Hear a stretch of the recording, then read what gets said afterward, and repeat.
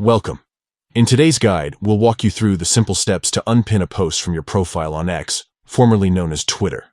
Whether you've changed your mind about showcasing a particular post or just want to refresh your profile, this process is quick and easy. Let's get started.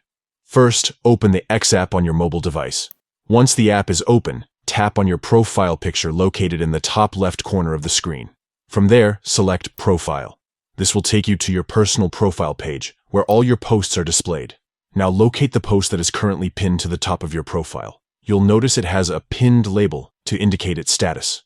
To unpin it, tap on the three dots in the top right corner of the post. This action will open a menu with various options.